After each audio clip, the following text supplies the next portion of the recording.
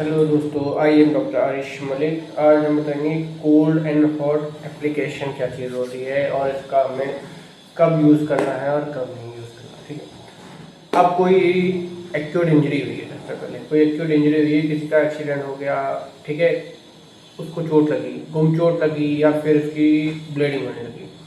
तो हमें उस टाइम क्या करना है।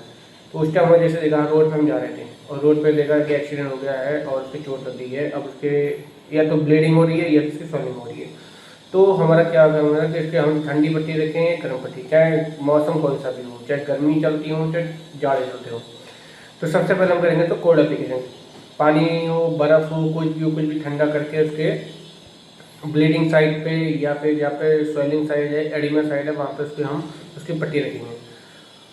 उससे क्या होता है, वो क्या करता है, वेसो कॉन्स्ट्रिक्शन कर देता है। अब कॉन्स्ट्रिक्शन क्या होता है, वेसल्स जो होती हैं यानी कि आर्टरी या वेन्स जो होते हैं उनको कॉन्स्ट्रिक्ट कर रही है। कॉन्स्ट्रिक्ट करने जाओ, अब ब्लीडिंग जो हो रही थी रुक जाएगी, क्योंकि कॉन्स्ट्रिक्शन में ब्लड का बाहर नहीं आ पाएगा, या ब्लीडिंग नहीं हो रही, कहीं पे इकट्ठा हो रहा है ब्लड, वो भी नहीं होगा, जो डैमेज टिश्यू है वहाँ पे ब्लड इकट्ठा हो जाएगा, क्योंकि आ रहा है तो उसको रोकना है, तो हमें कॉन्स्ट्रिक्ट करने से क्या ब्लड कम आएगा, तो वहाँ पे स्वेलिंग नहीं होगी। तो इसलिए हमें हमेशा अगर 24 आवर जैसे चोट लगी उसके 24 घंटे के अंदर हमें ठंडी पट्टी रखनी है, चाहे उसके चोट लगी हो, ब्लीडिंग होती हो, स्वेलिंग हुई हो, कुछ भी हो। ठीक है, तो ये बात कभी क्लियर दिमाग में उठा लो कि सबसे पहले हमें उसकी क्या करनी है,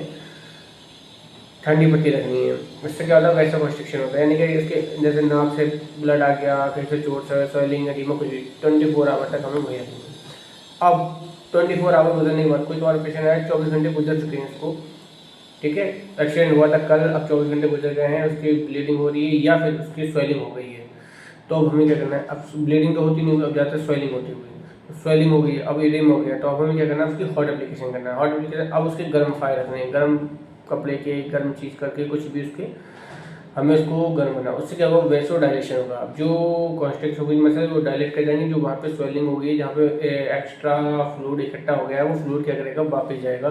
तभी स्वेलिंग वहाँ पे कम होगी, डिक्रीज होगी, क्योंकि वो इकट्ठा हो गया है। आपको जाने के लिए रास्ता चाहिए, तो रास्ते के लिए हमें वेसल्स को मोटा करना पड़ेगा, यानी कि उसको उसका रास्ता बनाना पड़ेगा, तो वैसो डायलेशन होता है, जिसकी वजह से क्या होता है, हमारा वैसा डायलेशन से हमें फ़ायदा होता है। जैसे हमारा मसल्स में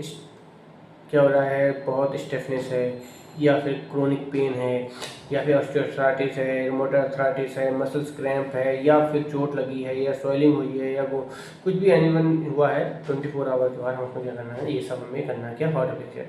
तो माइंड में रखना है, कहीं चोट लगी, तुम्हारे सामने एक्सीडेंट हुआ, तो तुम्हें क्या करना है, सबसे पहले उसकी कोल्ड एप्लीकेशन, या तुम्हारे पास 24 घंटे के हो चुके हैं, एक्सीडेंट हुआ था या कुछ भी चोट लगी थी उसमें 24 घंटे हुए, तो हम उसका हॉट एप्लीकेशन। तो लोग कंफ्यूज होते हैं कि इसके हम घर में चोट लग जाती है तो क्या करें, ठंडे, कुछ कहते हैं ठंडे फायर रखो, कुछ कहते हैं गर्म फायर रखो, तो हमें क्या करना है, बस माइंड अच्छी रखनी है, पहले ठंडा फिर गर्म, ठीक है, पहले उसको ठंडा करो फिर उसको गर्म करो, 24 घंटे से ठंडा फिर गर्म, ठीक है। आज के लिए हो गया। ऐसी नॉलेजेबल वीडियो के लिए हमें लाइक करें, फॉलो करें, सब्सक्राइब करें। Okay, thank you.